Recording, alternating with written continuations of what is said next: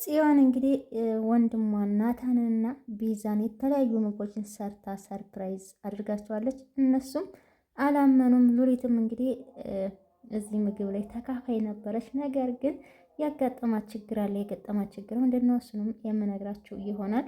ናታን እንግዲህ ቀኑን ሙሉ ሳይኖር በጣም ተጨንቀው ነበረ። እሱም ወደ ቤት መጥቷል። ሌላው እንግዲህ ያፌትን ማን እንደወጋው ማንም ምንም የሚያውቅ የለም። እሱም እንግዲህ ናታን ነው ብሎ ስላሰበ ናታንን ለመበቀል አስቧል ማለት ነው። ኤፍራታም እንግዲህ አንድ እኩል ሆነናል ያለችበት ምክንያት ምንድን ነው? ከያፌት ምን አግኝታለች? ሰላም ጤና ይስጥልኝ ውድና የተከበራችሁ ውድ የቻናሌ ተከታታዮች በሀገር በውጭም ያላችሁ ኢትዮጵያውያን፣ ኤርትራውያን እንዴት ናችሁ? ደህና ናችሁ ወይ? እኔ ያለው በጣም ደህና ነኝ፣ እግዚአብሔር ይመስገን። ሙስሊም እህት ወንድሞቼ ሰላም ብያለሁ፣ ሰላማችሁ ይብዛልኝ። ክርስቲያን እህት ወንድሞቼ እንኳን ለስቅለት በዓል በሰላም አደረሳችሁ አደረሰን። ዛሬ ስቅለት ነው ማለት ነው። ያደረሰን እግዚአብሔር ይመስገን።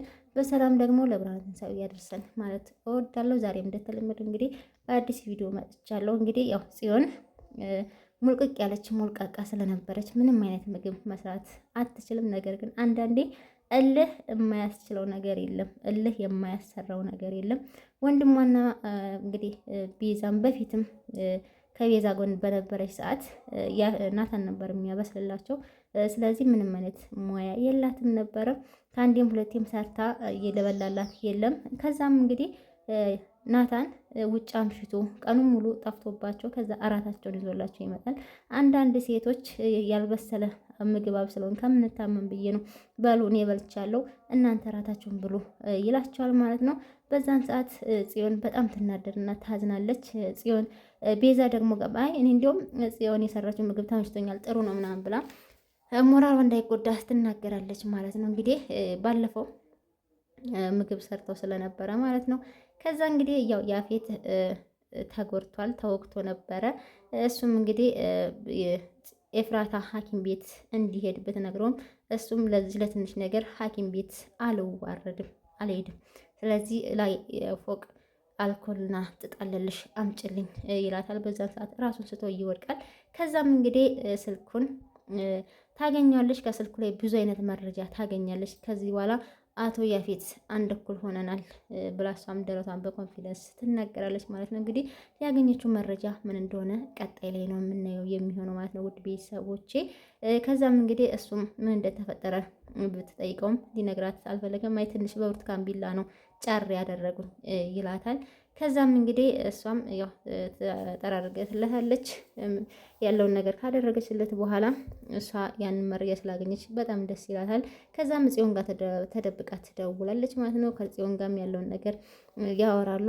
ከዚህ በኋላ ሰው እንዳይሰማኝ ስልኩን መዝጋት አለብኝ ትላታለች። ስልኩንም ትዘጋለች ማለት ነው። ከዛ እንግዲህ ያው አቃጣሪዋ ሉሊት አለች። ሉሊት ደውላ እንግዲህ ያፌት ጋር ደጋግማ ስትደውልለት አላነሳም ብሎ ነበር። በስተመጨረሻም ያነሳላታል። እሷም እንግዲህ ላንተ ብዬ ላንተ አስቤ ነው ናታን ቀኑ ሙሉ ቤት ውስጥ አልነበረም አምሽቶ ነው የመጣው ስትለው እንግዲህ እሱ ነው የወጋኝ ብሎ አስቦ ተጠራጥሯል። ስለዚህ በናታን ላይ ጉዳት ካደረሰ በጣም ነው ድራማው የሚያስጠላው። ምክንያቱም ኤፍራታና ናታን በጣም ተፈትኗል። ከዚህ በላይ ፈተናው መሄድ የለባቸውም። ያፌት መታሰር አለበት። ታስሮ ወይ ጥሩ ሰው መሆን አለበት ወይ ደግሞ እድሜ ልክ መፈረድ አለበት ብዬ ነው የማስበው። የኔ ሀሳብ አስተያየት፣ እናንተ ሀሳብ አስተያየቶችን ስጡ። እንግዲህ ጽዮን ቤዛም ፏ ብትን ብላ የሆነ ቦታ ደርሼ እመጣለሁ ትላታለች። ጽዮንም እንዲህ ፏ ብለሽ የት ነው የምትሄጂው ብላ ብትጠይቃትም የሆነ ቦታ ደርሼ ነው የምመጣው አልቆይም ትላታለች። አንቺም የለሽም ወንድሜም የለም እኔም ብቻዬን እዚህ ቤት ውስጥ ጥላችሁኝ ትሄድ ነው ትላታለች። አልቆይም ብላ ሳማርጋት ትሄዳለች። እንደዛ ከሆነ ዛሬ የምሰራላችሁ ጥራትን አታውቁም፣ ቆንጆ ራስ ሰርቼ እጠብቃችኋለሁ ትላለች። እንዳለችውም እንግዲህ ፏ ብትን አድርጋ ቆንጆ ራስ ሰርታ ትጠብቃለች። ቤዛና ናታን ሲመጡ ማመን ያቃታቸው እንዲያው ሰራተኛ ነው እንጂ አንቺ አልሰራሽውም እያሏት ነበረ።